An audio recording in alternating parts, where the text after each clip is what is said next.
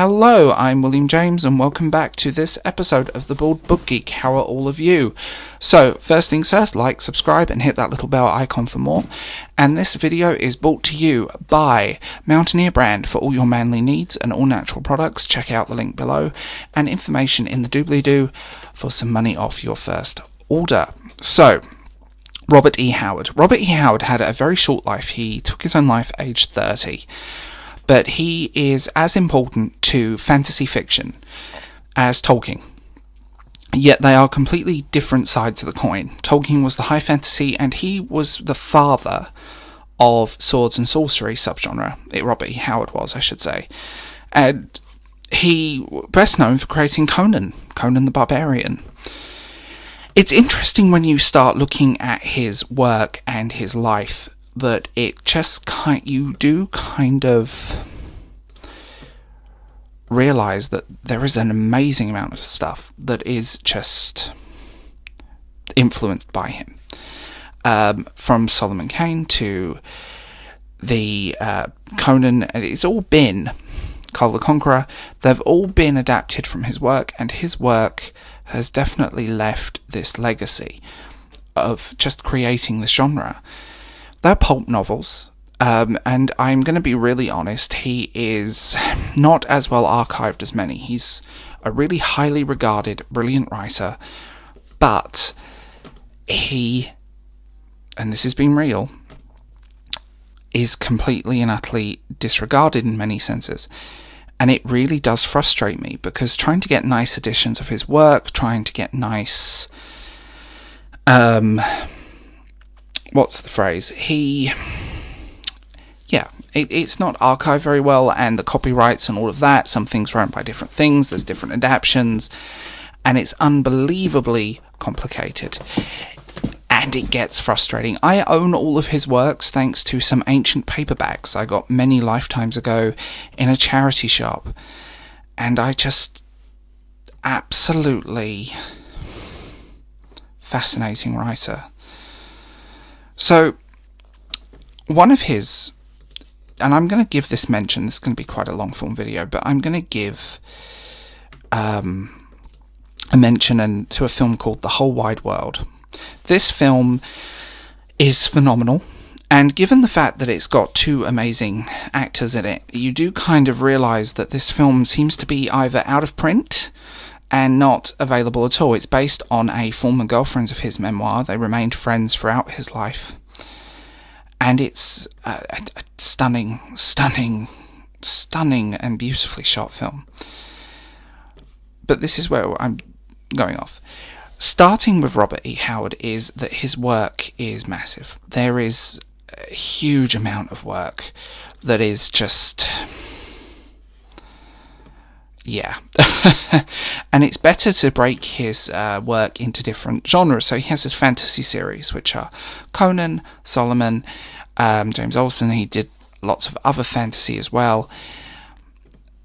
And then you start breaking into his other stuff. He did boxing stories. He did westerns. His westerns are very good. He did some historical stuff. Horror as well. He wrote some detective comedy. He wrote some spicier stories, true adventures, air quotes, and many other things, essays, poetry.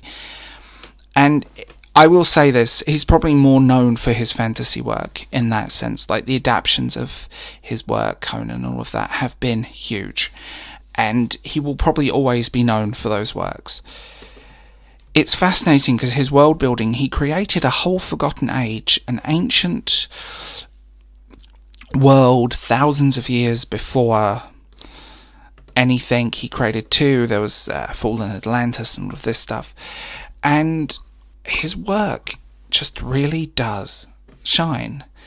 They're short, they're pulp fiction, and pulp fiction is fantastic. I love pulp stuff of that era, and in general I do.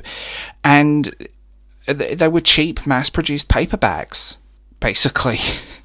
And it's the same low-grade paper that magazines of the era were printed on. They were cheap novels. They were dime novels. You could buy them in drugstores, you know. And there's a lot of these novels exist, and they're definitely worth reading, and a lot of them have fallen into classics. For example, the works of Philip K. Dick. Do androids dream of electric sheep? But yeah, you start... Pulp Magazine, by the way, Google that. When you start going into his work and his life, you realise that, I don't think we'll ever know who he truly was as a man, but what I find fascinating is that in his work was never collected during his lifetime. The main outlet for his stories was weird tales, and that's where he created Conan and his other heroes. He helped fashion a genre known as swords and sorcery, spawning many iterations, and had a massive influence on the field. If you play, like I said, if you are a fan of The Witcher, you know exactly what I'm talking about. I mean, Howard's suicide and circumstances around it have led to much discussion of his mental health, and I don't think it's fair to discuss a dead man's mental health, but maybe I do think some of his darkness comes out in his novels. You have a writer who helped create so much, yet good editions of his work seem to be few and far between. A couple of his shorts have also appeared in collections over the years, and you can now get... You might have to go into a lot of stuff to find his work in major forms. You might have to go to eBay, you might have to look for thrift stores, and you will find it quite interesting what you find. The editions, those beautiful pulp covers, and these sort of characters and worlds that he created.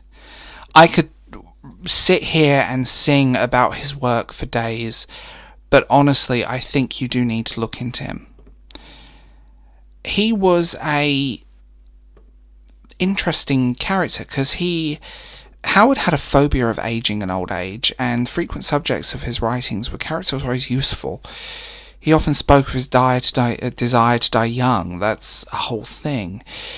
He was this tall man with a round face, with a soft, deep voice, and read or watch, like I said, that movie. I think you would find it interesting. He had an almost photographic memory and could memorize long poems after reading them once. He enjoyed listening to music and dramas. However, his main interests were sports and politics. And it's just, you start looking at him and who he was. It was fascinating. Read his letters to Lovecraft. I mean, read them. You can read these letters. He was also a fan of boxing and weightlifting. He created these books, and the styles of theme for his works just fascinate me in that sense, because you end up with... He had a very unique way of writing, and he would always... he knew how to construct beautiful sentences and words and places and people. His story structures, they were quite violent, they dealt with dark themes.